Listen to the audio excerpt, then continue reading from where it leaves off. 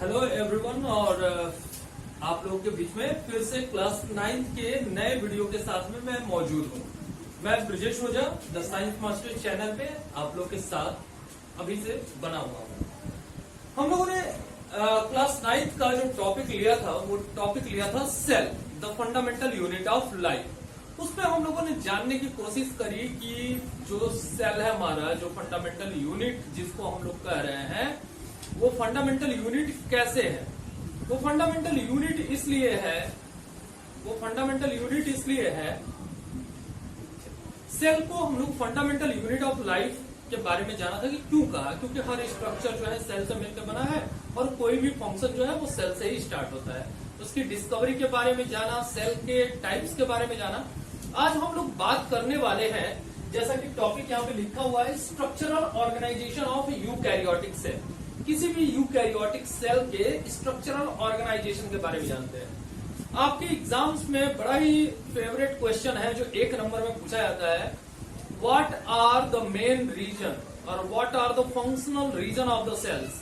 Cell के functional regions कौन कौन से होते हैं, यानी कौन कौन से ऐसे क्षेत्र हैं सेल के अंदर में जहां पे कोई भी लिविंग प्रोसेस या मेटाबॉलिज्म के प्रोसेस जो है वो होते हैं।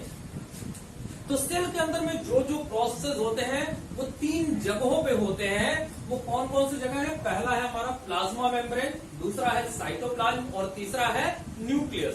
तो these are the 3 main functional region of the cell and what are these? Plasma membrane, cytoplasm and nucleus. Now we have to move from the first plasma membrane. सबसे पहले आज के वीडियो में हम लोग केवल बात करेंगे प्लाज्मा मेम्ब्रेन के बारे में। तो let's move toward the plasma membrane. Plasma membrane कैसे होते हैं? These are thin, living, elastic,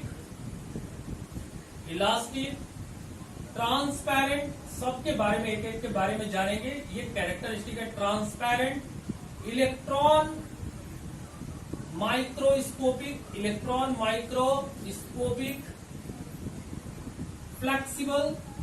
flexible है, इलास्टिक मैंने लिखा हुआ है, फ्लेक्सिबल भी लिख दे रहे हैं, semi permeable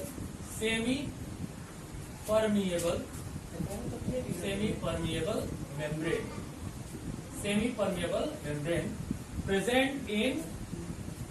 present in both prokaryotes and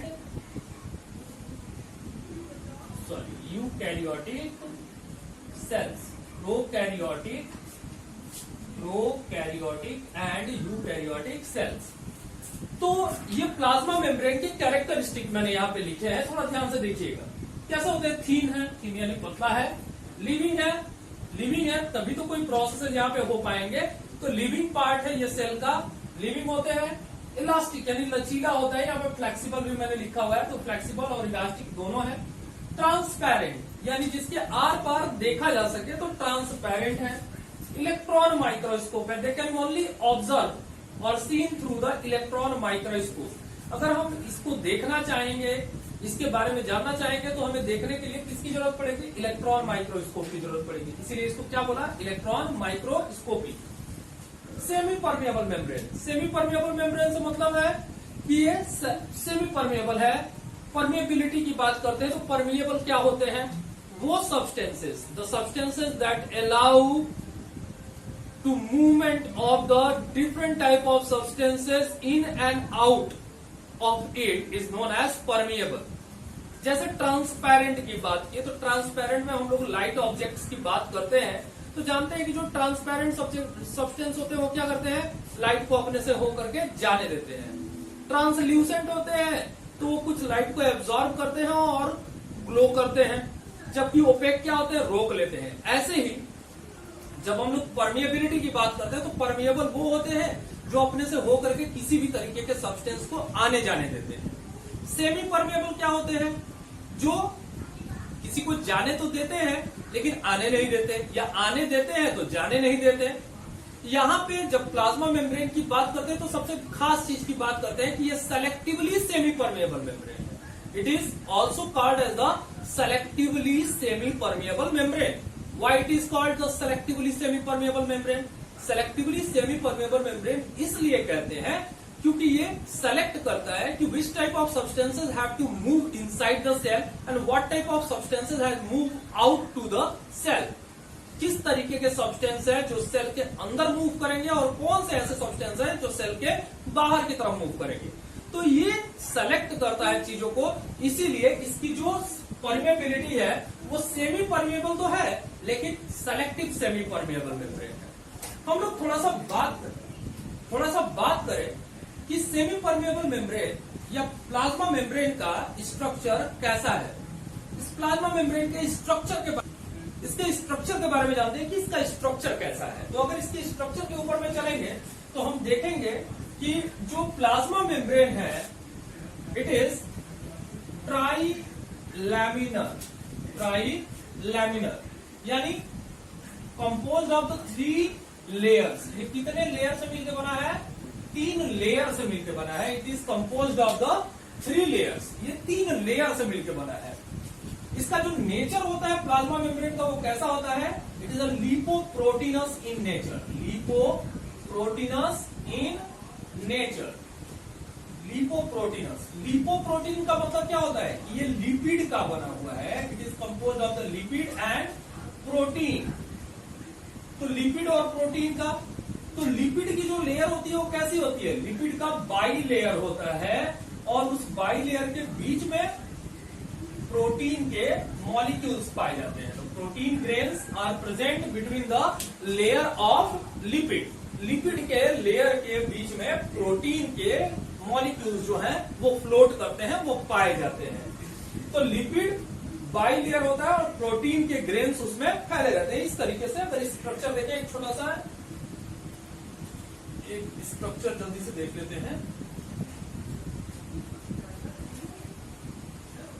ये लिपिड है,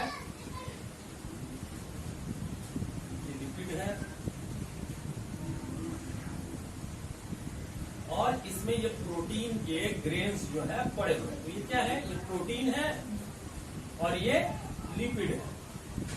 तो ऊपर लिपिड है और नीचे लिपिड है। तो लिपिड के बीच में प्रोटीन है। तो ये 3 लेयर हो गए ना, एक लिपिड फिर प्रोटीन फिर लिपिड, तो 3 लेयर हो गए। इसीलिए इसको क्या कहते हैं? Try laminar. और 3 लेयर में है तो लिपिड और प्रोटीन का मिलकर के बना है, इसीलिए इसको लिपोप्रोटीनस नेचर का भी हम लोग कहते हैं। तो लिपिड और प्रोटीन, लिपिड क्या है? एक तरीके का फैट सब्सटेंस है। तो फैट के जो मॉलिक्यूल्स होते हैं उनके 2 एंड्स होते हैं। जो भी हमारे कार्बोहाइड्रेट्स या फैट्स के बारे में हम लोग बात करते हैं तो ये कॉम्प्लेक्स कार्बोहाइड्रेट्स की तरह ही स्ट्रक्चर है लिपिड्स। ठीक है, तो ये लिपिड और प्रोटीन के बाई लेयर से मिलकर के बना हुआ है। चलिए बात करते हैं यहाँ पे अगला। ये जो मॉडल है, ये जो प्लाज्मा मेम्ब्रेन का जो मॉडल है, इसको किसने दिया था? तो ये जो मॉडल है इसको हम लोग सबसे पहले जानते हैं क्या कहते हैं? इसको कहते हैं फ्लूइड मोज़ेक मॉडल। क्या कहते हैं इसको? फ्लूइड मोज़ेक मॉडल के नाम से जानते हैं। It is also known as the fluid mosaic model. इसको फ्लूइड मोज़ेक मॉडल के नाम से जानते हैं। और ये जो मॉडल दिया था वो किसने दिया था? It was given by Singer and Nicolson. Singer और निकोलसन ने प्लाज्मा मेम्ब्रेन का फ्लूइड मोज़ेक मॉडल दिया। तो प्लाज्मा मेम्ब्रेन की जो खास बातें हैं वो क्या है कि भाई ये सेमी परमेबल है, तो अपने से होकर के चीजों को आने जाने पे रुकावट डालता है। यानी वो सेलेक्टेड सब्सटेंसेस को ही that allow only the selected substances to move inside the cell and move from cell to outside. तो ये होम्योस्टेसिस मेंटेन करने में भी मदद करता है। यानी सेल के अंदर बाहर जो चीजें मूव करती हैं उनके मात्रा, उनके अमाउंट को भी रेगुलेट करता है, जिससे सेल का जो कंटेंट है, जो साइटोप्लाज्म का कंटेंट है वो मेंटेन रहे और एक होम्योस्टेसिस मेंटेन हो सके। तो ये हमारे प्लाज्मा मेम्ब्रेन के बारे में बात हो गई। ठीक है, तो अगला हम लोग बात करेंगे प्लाज्मा मेम्ब्रेन के सेल के जो हमारे मैकेनिज्म है प्लाज्मा मेम्ब्रेन के, उनके बारे में हम लोग यहाँ पे बात करने वाले हैं। तो चलिए हम लोग बात करते हैं कि what are the mechanism involve about the semi permeability of the plasma membrane. तो मैकेनिज्म, जब मैकेनिज्म की बात करते हैं तो मैकेनिज्म जो है वो प्लाज्मा मेम्ब्रेन के दो मैकेनिज्म है। एक तो है diffusion, the first one is the diffusion and second one is the osmosis. तो डिफ्यूजन एंड ऑस्मोसिस। चलिए one by one we have discussed about the diffusion and osmosis. Diffusion क्या है? The process of movement of particles from higher concentration to lower concentration. इसका diffusion कह रहा है कि कोई भी चीज, आप लोगों ने केमिस्ट्री में भी डिफ्यूजन के ऊपर में पढ़ा है। डिफ्यूजन जो पहले चैप्टर में ही था, वहां पे आप लोगों ने देखा कि अगर हम एक बीकर में पानी ले लेते हैं और इसमें हम लोग थोड़ा सा पोटेशियम परमैंगनेट के पार्टिकल्स को अगर छोड़ देते हैं तो धीरे धीरे ये पार्टिकल्स क्या होते हैं, पूरे पानी में फैल जाते हैं। तो पूरे पानी का जो कलर होता है वो कैसा हो जाता है, it turn to purple colour. तो वो जो पर्पल कलर हो गया, यानी उसमें कौन सा प्रोसेस इन्वॉल्व था, वहां पे डिफ्यूजन हो गया। तो पोटेशियम परमैंगनेट का वहां पे क्या हो गया, डिफ्यूजन हो गया। तो यहाँ पे डिफ्यूजन की बात करते हैं। डिफ्यूजन एक ऐसा प्रोसेस है जिसमें किसी तरीके की एनर्जी की जरूरत नहीं होती है। या थोड़ा सा हम लोगों ने जल्दीबाजी में इस बात को आपको बताया नहीं कि ये जो मैकेनिज्म होती है, ये मैकेनिज्म दो तरीके की होती है एक्चुअल में। थोड़ा सा मैं जल्दी जल्दी बताने के चक्कर में वो दिमाग से उतर गया, तो चलिए थोड़ा सा देख लेते हैं उसको। तो एक जो मैकेनिज्म है हमारा, वो है जो मैकेनिज्म है वो एक मैकेनिज्म को हम लोग कहते हैं पैसिव मैकेनिज्म। क्या कहते हैं, पैसिव। और एक मैकेनिज्म को कहते हैं हम लोग एक्टिव मैकेनिज्म। एक्टिव मैकेनिज्म यानी पैसिव मैकेनिज्म, यानी ऐसी मैकेनिज्म जिसमें एनर्जी की जरूरत नहीं होती है। There is no need of energy, energy not involve, energy not involve. तो इसमें आते हैं हमारे डिफ्यूजन और ऑस्मोसिस, उसके बारे में बात करेंगे। और एक्टिव प्रोसेस क्या होती है, जिसमें एनर्जी इन्वॉल्व होती है, एनर्जी इन्वॉल्व होती है। इसके बारे में हम लोग बात करेंगे बाद में, एनर्जी कैसे इन्वॉल्व होती है इसमें। तो passive process and active process. तो पैसिव प्रोसेस यानी डिफ्यूजन। डिफ्यूजन ऐसा एक प्रोसेस है जिसमें किसी भी तरीके की एनर्जी की जरूरत नहीं होती है।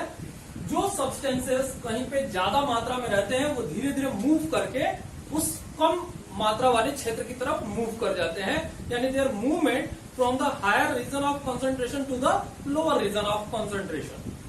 गैसियस एक्सचेंजेस, ट्रांसपीरेशन, ब्लड के अंदर में ऑक्सीजन, कार्बन डाइऑक्साइड का डिफ्यूजन, उनका मूवमेंट, ये सब कुछ जो प्रोसेसेस हैं वो कहाँ होते हैं, ये सारे के सारे प्रोसेस जो है वो डिफ्यूजन की मदद से होते हैं। जैसे आपको मैं एक एग्जांपल बताता हूं, जैसे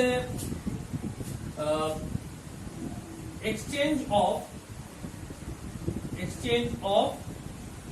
oxygen from blood to cell. तो यहां पे हम लोगों ने कहा कि ब्लड में से जो ऑक्सीजन है वो कहां जा रहा है, सेल के अंदर जा रहा है। तो ब्लड के अंदर में जो ऑक्सीजन का प्रेशर होता है वो कितना होता है, वो होता है लगभग 95 mmHg। इसको ये प्रेशर का यूनिट है mmHg। तो 95 mmHg ऑक्सीजन का प्रेशर होता है ब्लड के अंदर में। और सेल के अंदर में जो ऑक्सीजन की जो प्रेशर होती है वो कितना होता है, 20 mmHg। यानी ब्लड के अंदर में ऑक्सीजन का जो प्रेशर है वो क्या है, ज्यादा है, और सेल के अंदर में क्या है, कम है।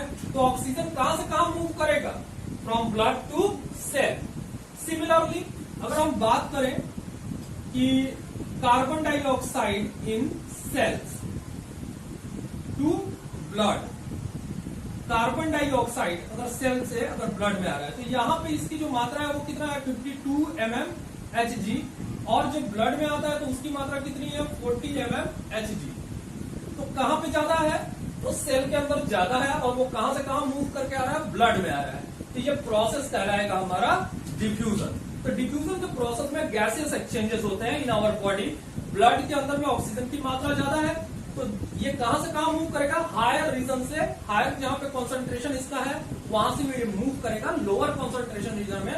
और कार्बन डाइऑक्साइड जो कि हमारे सेल्स के अंदर में ज्यादा था आफ्टर द मेटाबॉलिज्म, तो वो कहां की तरफ मूव कर रहा है, ब्लड में, जहां पे उसकी मात्रा कम है।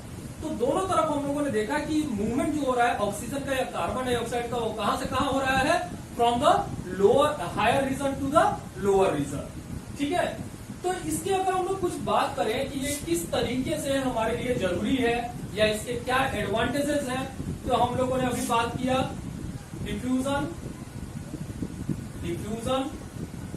Helps in exchange of gaseous exchange में। ट्रांसपीरेशन में जानते ही है कि ट्रांसपीरेशन में क्या होता है, जो एक्स्ट्रा वाटर होता है प्लांट बॉडी में, प्लांट उसको ट्रांसपीरेशन के प्रोसेस में निकाल देते हैं। इसके अलावा diffusion help in gaseous exchange, transpiration. और इसके अलावा अगर हम बात करें तो और ये किसमें मदद करता है, ये यूनिफॉर्म डिस्ट्रीब्यूशन ऑफ मटेरियल्स में करता है। Help in uniform distribution of substances, distribution of substances. ठीक है, तो सेल के अंदर में किसी भी तरीके के न्यूट्रिएंट का यूनिफॉर्मली डिस्ट्रीब्यूशन हो तो वो कौन मैनेज करेगा, वो डिफ्यूजन के प्रोसेस में मैनेज होंगे। ठीक है, तो ये हमारे डिफ्यूजन हो गया। इसी के ऊपर में हम लोग बात करेंगे ऑस्मोसिस के बारे में। चलिए, डिफ्यूजन आप लोगों ने जाना। अगला जो हमारा टॉपिक है वो है ऑस्मोसिस। तो जानते हैं ऑस्मोसिस क्या होता है, सेम डेफिनेशन दिमाग में रखेंगे। सेकंड हमारा पॉइंट है ऑस्मोसिस। ठीक है, ऑस्मोसिस क्या है, the process of movement of water from higher concentration to lower concentration through a semi-permeable membrane, to a semi-permeable membrane। ठीक है, क्या है कि आप ये देखिए, डिफ्यूजन का डेफिनेशन अगर आपको याद है तो ऑस्मोसिस का डेफिनेशन बनाने में बहुत आपको मेहनत नहीं करना पड़ेगा। उसमें क्या जोड़ देना है, केवल सेमी परमिएबल मेम्ब्रेन ऐड कर देना है। क्या रहा है कि अगर चीजों का मूवमेंट कहां से कहां हो रहा है, अगर वाटर का मूवमेंट हो रहा है हायर कंसंट्रेशन पे, यानी जहां पे वाटर की मात्रा ज्यादा है वहां से वाटर मूव करके कहां जा रहा है, कम वाले क्षेत्र की तरफ जा रहा है। और उस हायर और लोअर कंसंट्रेशन के बीच में क्या है, एक सेमी परमिएबल मेम्ब्रेन है। तो अगर बीच में एक सेमी परमिएबल मेम्ब्रेन है और चीजें यहाँ पे बहुत ज्यादा मात्रा में है और ये कहां से कहां की तरफ मूव कर रही है, कम वाले की तरफ मूव कर रही है, तो इनका मूवमेंट अगर हो रहा है तो ये प्रोसेस हमारा कहलाएगा सेमी परमिएबल। ये हायर कॉन्सेंट्रेशन है और ये लोअर कॉन्सेंट्रेशन है, तो हायर से लोअर में जा रही है और बीच में क्या है, सेमी परमिएबल मेम्ब्रेन है। तो हायर से लोअर में सेमी परमिएबल मेम्ब्रेन के थ्रू अगर मूवमेंट हो रहा है तो इसको हम लोग कहते हैं ऑस्मोसिस। ठीक है, तो ऑस्मोसिस और डिफ्यूजन में कंफ्यूज नहीं होना है। डिफ्यूजन में सेमी परमिएबल मेम्ब्रेन की कोई बात नहीं है और ऑस्मोसिस में सेमी परमिएबल मेम्ब्रेन की बात है। कई बार कई जगह पे होता है कि टीचर्स भी कंफ्यूज रहते हैं, बच्चे भी कंफ्यूज होते हैं कि डिफ्यूजन अगर हायर से लोअर हो रहा है तो ऑस्मोसिस लोअर से हायर होगा। ऐसा बिल्कुल भी नहीं है, ये भी एक तरीके का फैसिलिटेटेड डिफ्यूजन ही कहा जाता है। ये एक तरीके का डिफ्यूजन का ही प्रोसेस है जो कि अब एक सेमी परमेबल मेम्ब्रेन के थ्रू हो रहा है, सेमी परमेबल मेम्ब्रेन से हो करके जा रहा है। तो ये फैसिलिटेटेड है, यानी ये एक योजना इस तरीके से बनाई गई सेल के द्वारा ताकि चीजों को सेल के इस पार से उस पार किया जा सके और एक्स्ट्रा सेलुलर फ्लूइड को मेंटेन करके रखा जा सके। चलिए ऑस्मोसिस जो है वो दो तरीके की होती है। Osmosis are of two types. तो दो तरीके की ऑस्मोसिस कौन सी होती है? एक को कहते हैं एक्स ऑस्मोसिस और दूसरे को कहते हैं एंड ऑस्मोसिस। तो एक्स ऑस्मोसिस और एंड ऑस्मोसिस। एक्स जहां भी देखिए वर्ड अगर एक्स अगर जुड़ा हुआ है तो इसका मतलब होता है बाहर की तरफ निकलना, और एंड जहां भी वर्ड अंदर की तरफ जुड़ा हुआ है, माने जो चीजें अंदर की तरफ आती है, अगर किसी सेल के अंदर अगर इनका मूवमेंट होता है तो इसको कहते हैं एंड ऑस्मोसिस। और सेल से बाहर की तरफ अगर चीजें मूव कर रही हैं तो उसको हम लोग कहते हैं एक्स ऑस्मोसिस। तो and osmosis and x osmosis, osmosis दो तरीके के हुए। अब यहां पे जैसे हम लोगों ने बात करी थी कि ऑस्मोसिस होता क्या है, ये मूवमेंट है पार्टिकल्स का, the movement of water molecule from the region of higher concentration to lower concentration. इसमें हायर से लोअर की तरफ चीजें मूव कर रही हैं। तो एक्स ऑस्मोसिस में क्या हो गया? अब एक्स ऑस्मोसिस में सेल का कंसंट्रेशन कम होगा, सेल का कंसंट्रेशन कम होगा, यानी उसके अंदर में पानी की मात्रा कम होगी। ठीक है, सॉरी, एंड ऑस्मोसिस के प्रोसेस में पानी की मात्रा सेल के अंदर में कम होगी, यानी वो ज्यादा गाढ़ा होगा साइटोप्लाज्म, और बाहर का जो एटमॉस्फेयर होगा वो लिक्विफाई होगा, यानी उसके अंदर में वाटर मॉलिक्यूल ज्यादा होंगे। तो वाटर मॉलिक्यूल ज्यादा से कहां की तरफ मूव करेंगे? कम की तरफ मूव करेंगे, और ये क्या कॉज करता है? It causes the cell due to the and osmosis cell swells. ये क्या होता है? सेल जो है वो स्वेल कर जाता है, फूल जाता है। एक्स ऑस्मोसिस में क्या होता है? जिस सराउंडिंग में अगर सेल को प्लेस कर देते हैं तो वहां पे सेल क्या करता है? वाटर लूज कर देता है अपना, साइटोप्लाज्म से सारे के सारे वाटर मॉलिक्यूल बाहर निकल जाते हैं, and due to which cell shrinking. यहां पे क्या होती है? सेल श्रिंकिंग की प्रोसेस होती है, सेल जो है सिकुड़ जाता है, साइज में छोटा हो जाता है।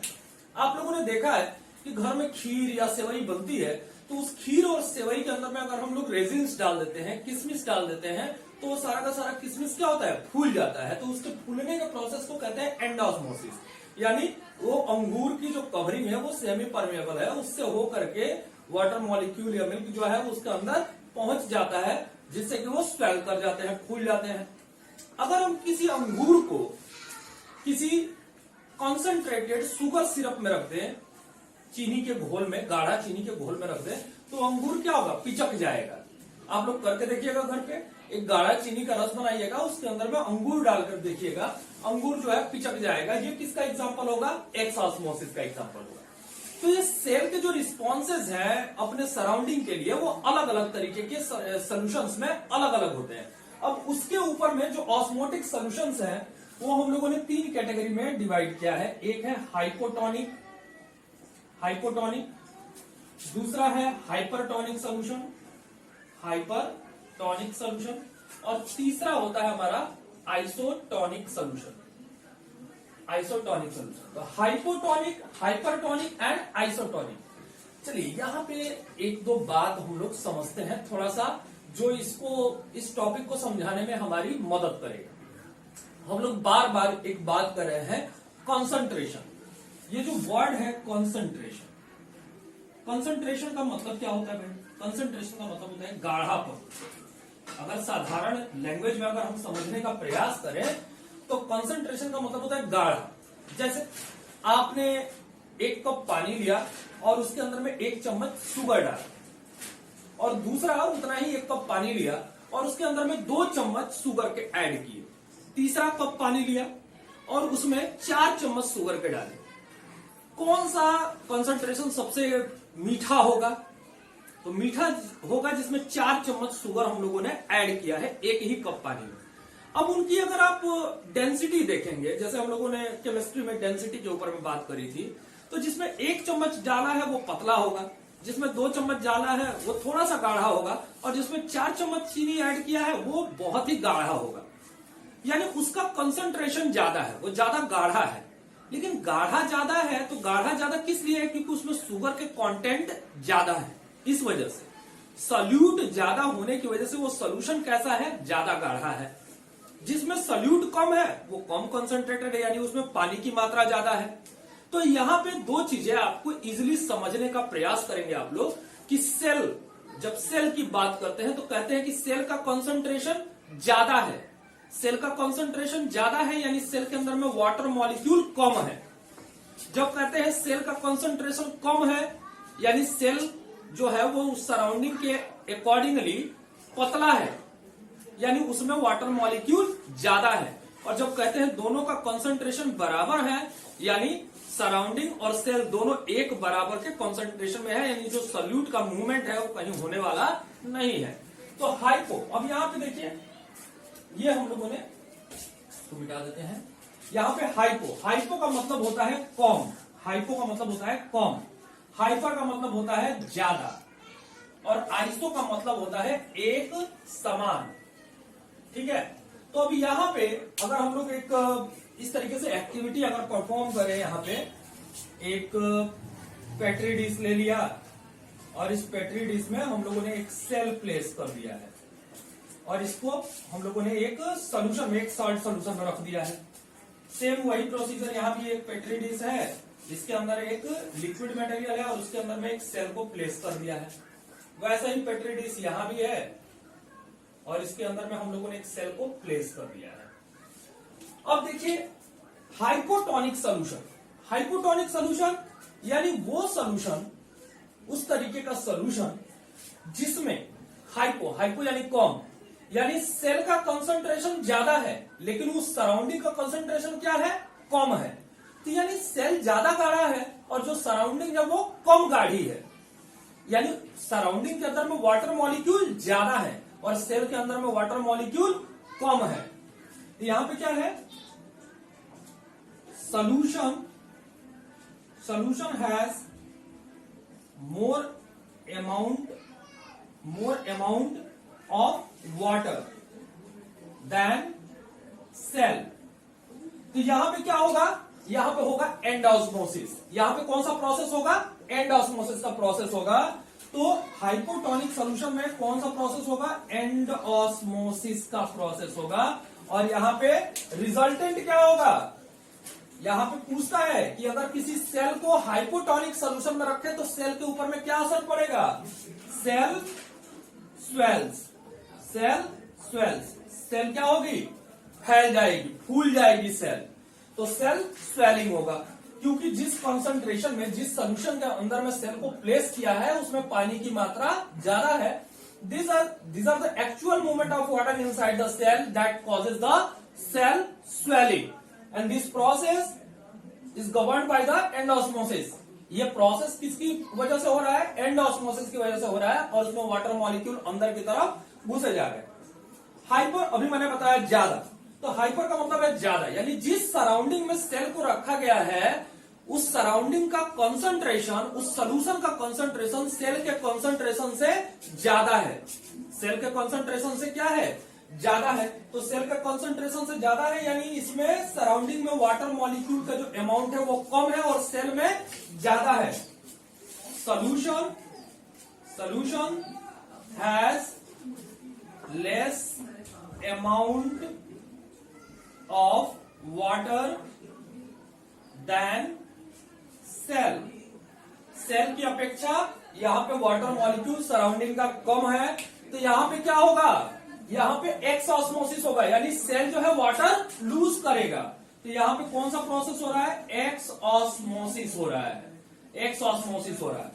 अब एक्स ऑस्मोसिस में यानी सराउंडिंग के अंदर में पानी की कमी है, सारा का सारा वाटर मूव करके जब सेल से बाहर की तरफ निकल जाएगा, जैसे अभी मैंने बताया कि एक गाढ़े शुगर सोल्यूशन में अगर अंगूरों को रख दे तो अंगूर क्या होंगे, पिचक जाएंगे। तो यहाँ पे क्या होगा, सेल श्रिंकिंग होगी। यहाँ पे सेल कैसा हो जाएगा, it calls the cell shrinking. Cell shrinking, cell जो है सिकुड़ जाएगा, साइज में छोटा हो जाएगा। यहाँ पे सेल का साइज क्या हो गया, ये फूल गया सेल। और यहाँ पे सेल कैसा हो जाएगा, छोटा हो जाएगा, श्रिंक कर जाएगा क्योंकि सारा का सारा वाटर मॉलिक्यूल बाहर निकल गया। ऐसे ही अगर हम लोग आइसोटोनिक सॉल्यूशन की बात करते हैं तो आइसोटोनिक सॉल्यूशन यानी जो सराउंडिंग में सेल को रखा गया है उसका कंसंट्रेशन और सेल का कंसंट्रेशन, दोनों का कंसंट्रेशन क्या है, एक बराबर है। यानी सराउंडिंग में भी वैसे ही कंसंट्रेशन है और सेल का भी कंसंट्रेशन वैसे ही है, एक समान है। तो फिर क्या होगा, there is a no equal movement of water either side. दोनों तरफ यानी सेल के अंदर और सेल के बाहर वाटर मॉलिक्यूल का मूवमेंट नहीं होगा। and the cell will remain in the same size. It remain in same size. It remain in same size. तो सेल का साइज ना बढ़ेगा ना घटेगा, वो जैसा है वैसे का वैसा ही रहेगा। क्यों? क्योंकि सराउंडिंग यानी सोल्यूशन का कंसंट्रेशन और सेल का कंसंट्रेशन, दोनों का कंसंट्रेशन क्या है? एक बराबर है। And there is no actual movement of the cell. Cell का मूवमेंट जो है वो कुछ भी नहीं होगा। तो यहाँ पे सेल का साइज एक बराबर रहेगा। तो ये आइसोटोनिक हो गया। इसी में एग्जांपल आता है आरबीसी का।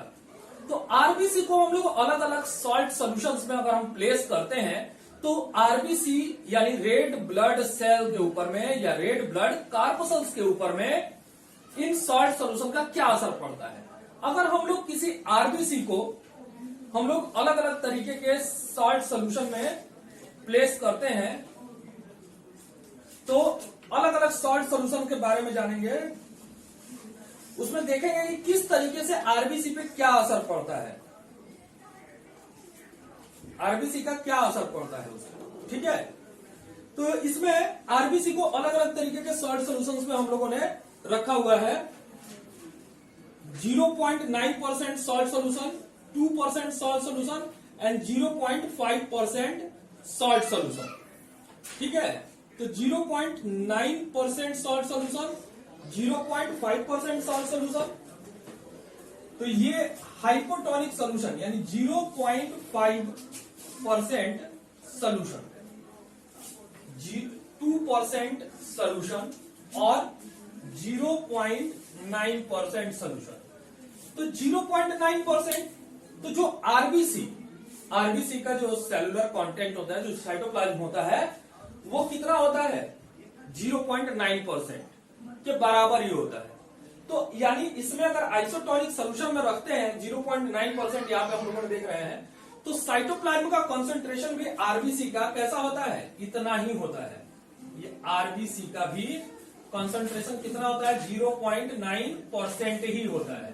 तो 0.9% इसको रख लिया, तो 0.9% इसका भी है, 0.9% सोल्यूशन का भी है, दोनों का एक बराबर है। तो इसको हम लोग क्या कहेंगे? आइसोटोनिक कहेंगे। तो ये आइसोटोनिक सोल्यूशन हमारा हो गया। हाइपरटोनिक, अब देख रहे हैं कि सेल का आरबीसी का कंसंट्रेशन 0.9 है। कितना है? 0.9% है। अब 0.9%, अब देखिए यहाँ पे हम लोग कंसंट्रेशन ऑफ सॉल्यूशन की बात कर रहे हैं। ये जब अगला चैप्टर हम लोग पढ़ेंगे केमिस्ट्री का, तो उसमें हम लोग जानेंगे कंसंट्रेशन ऑफ सॉल्यूशन करके एक टॉपिक आएगा, तो वहां पे हम लोग जानेंगे कि कंसंट्रेशन ऑफ सॉल्यूशन होता क्या है। अभी आप फिलहाल इतना ही जानिए। तो आरबीसी का जो सॉल्यूशन का कंसंट्रेशन है जो साइटोप्लाज्म का, वो कितना है? 0.9% है। और हाइपरटोनिक सॉल्यूशन का कितना है? 2% है। यानी 0.9% 2% क्या होता है? ज्यादा होता है। यानी ये सेल जो है, जो सराउंडिंग है, वो ज्यादा गाढ़ा है और वो कम गाढ़ा है। यानी इसके पास वाटर मॉलिक्यूल आरबीसी के पास ज्यादा है। तो आरबीसी जो सेल होंगे वो क्या हो जाएगा? RBC will shrink. तो आरबीसी क्या हो जाएगा? श्रिंकेज हो जाएगा, इसमें ये सिकुड़ जाएगा।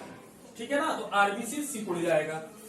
यहां पे देख रहे हैं 0.5% है, यानी जो सराउंडिंग का कंसंट्रेशन आरबीसी का कंसंट्रेशन 0.9% और हाइपोटोनिक सॉल्यूशन का कंसंट्रेशन यानी 0.5%, यानी आरबीसी से कम है। यानी सेल ज्यादा गाढ़ा है और सराउंडिंग कम गाढ़ी है। तो यहां से वाटर मॉलिक्यूल का मूवमेंट कहां होगा? आरबीसी में। तो आरबीसी विल स्वेल। तो अगर आरबीसी को, रेड ब्लड कार्पसल्स या रेड ब्लड सेल्स को हम लोग हाइपोटोनिक सॉल्यूशन में रखेंगे तो क्या होगा? स्वेल कर जाएगा। हाइपरटोनिक में रखेंगे तो श्रिंक कर जाएगा। और आइसोटोनिक में रखेंगे तो क्या होगा? सेम रहेगा, उसके कंसंट्रेशन में किसी तरीके के चेंजेस नहीं आएंगे। तो ये तो हमारे 3 तरीके के ऑस्मोटिक सॉल्यूशन के बारे में बात हो गई। इसी में हम लोग थोड़ा सा एक तरफ देख लेते हैं कि आखिर इसके सिग्निफिकेंस क्या है। आप लोग इसको आई होप कि नोट कर रहे होंगे, नोट कर लीजिएगा इसको। तो आरबीसी, इसके जो सिग्निफिकेंस है ऑस्मोसिस के, उसके बारे में हम लोग बात करेंगे। जल्दी से 1-2 पॉइंट्स के बारे में जान लेते हैं। तो सिग्निफिकेंस ऑफ ऑस्मोसिस,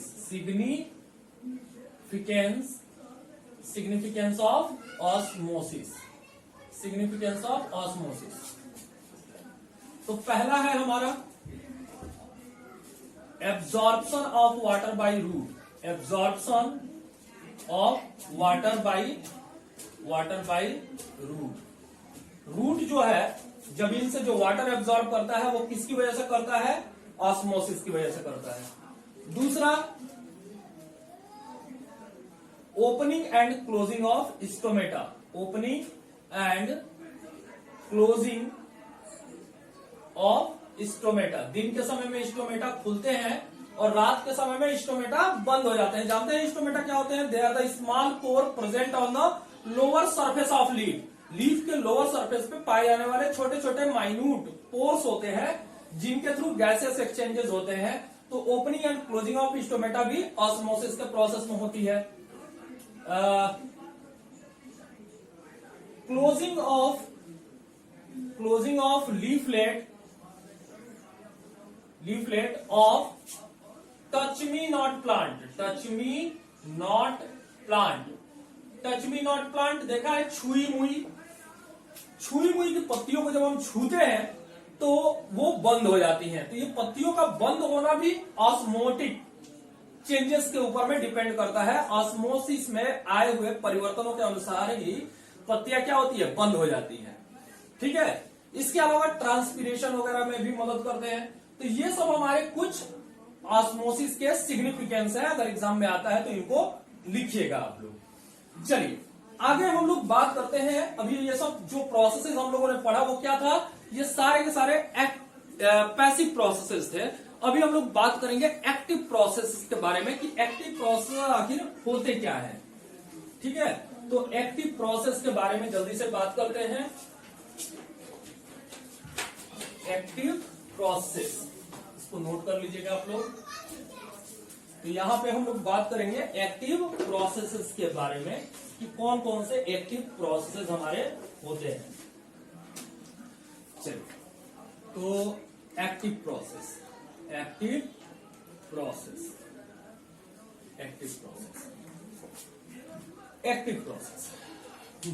जैसा नाम ही है एक्टिव। तो यहां पे अगर हम लोग बात कर रहे हैं एक्टिव प्रोसेस की, तो एक्टिव प्रोसेस परफॉर्म करने के लिए एनर्जी की जरूरत होती है। यानी कोई भी एक्चुअल जो मूवमेंट हो रहा है आयंस का, मॉलिक्यूल का, तो इसको होने के लिए एनर्जी की जरूरत होती है। और जब इस एनर्जी की मदद से अगर उनको हम लोग एक सेल के अंदर या बाहर भेजते हैं अक्रॉस द प्लाज्मा मेम्ब्रेन, तो उस प्रोसेस को कहते हैं एक्टिव प्रोसेस। जैसे देखिए, द मूवमेंट ऑफ आयंस और molecules across the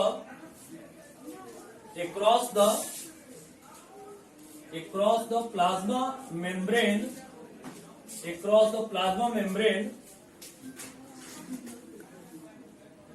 in presence of energy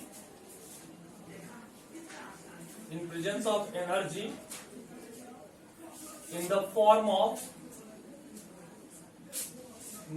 of ATP। ठीक है। तो कह रहा है कि यहां पे जो मूवमेंट हो रहा है मॉलिक्यूल्स का या आयन का अक्रॉस द प्लाज्मा मेम्ब्रेन, वो किसकी मदद से हो रहा है? With the help of energy present in the form of the ATP. ATP का फुल फॉर्म जानते हैं? Adenosine triphosphate. तो एडिनोसिन ट्राइफॉस्फेट के रूप में एनर्जी अगर हमें मिलेगी तो उसकी मदद से हम आयन और मॉलिक्यूल को प्लाज्मा मेम्ब्रेन के इस पार से उस पार या उस पार से इस पार ले सकते हैं। तो ये एक्टिव प्रोसेस कहलाएगा क्योंकि इसके लिए एनर्जी की जरूरत होती है। अब आप लोग इस बात को समझ लीजिए थोड़ा सा, मैं आपको इजिली समझाने का प्रयास करता हूं। आप लोगों ने बहुत सारे मैसेजेस किसी को भेजते हैं या लेते हैं या देते हैं। तो आजकल तो एसएमएस का जमाना आ गया। अगर आज से हम लोग 5-7 साल 10 साल पहले चले तो लोग एक दूसरे से कम्युनिकेट करने के लिए क्या करते थे? लेटर्स लिखते थे, पोस्ट कार्ड का यूज करते थे। तो पोस्ट कार्ड 50 पैसे, 1 रुपए, 1.5 रुपए का मिलता था, 2 रुपए का मिलता था। तो उस पोस्ट कार्ड पे कुछ लोग अंतर्देशी लेते थे, एक बड़ा अलग तरीके का, आप लोगों ने नहीं देखा होगा इसलिए आपको बता रहा हूं। और उस पर किसी तरीके के चार्जेस नहीं होते थे। लोग नाम वाम लिख करके अपना जो भी संदेश होता था उसको पोस्ट ऑफिस जो बॉक्स होते थे रेड कलर के, उसमें डाल आते थे और वो धीरे धीरे पहुंच जाता था। उसको पहुंचने में समय लगता था।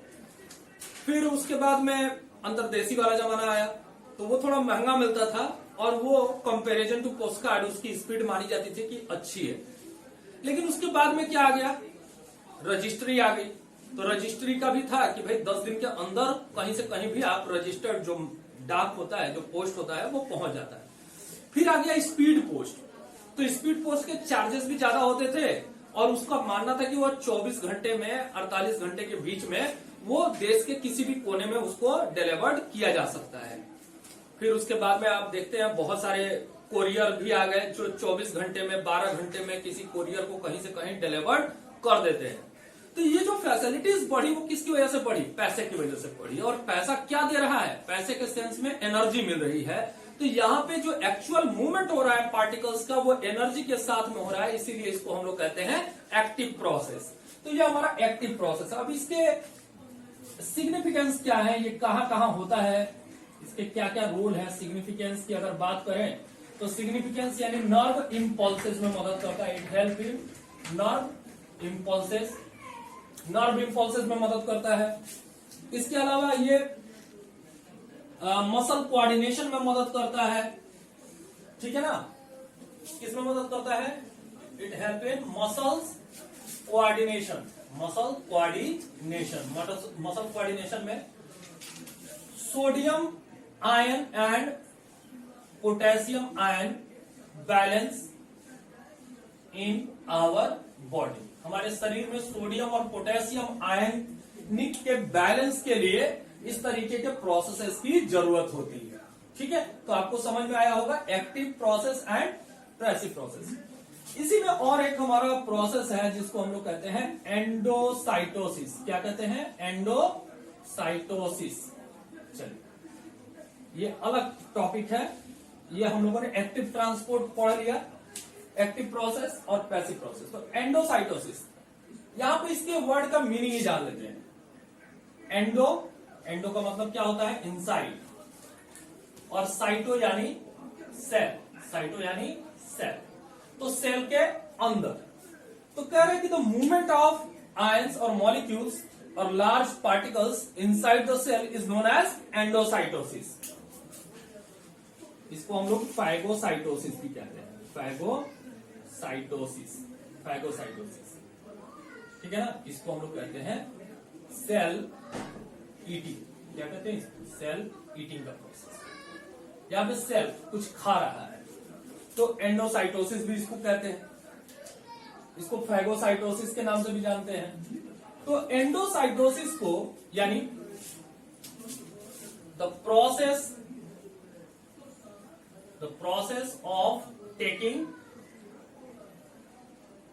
Food particles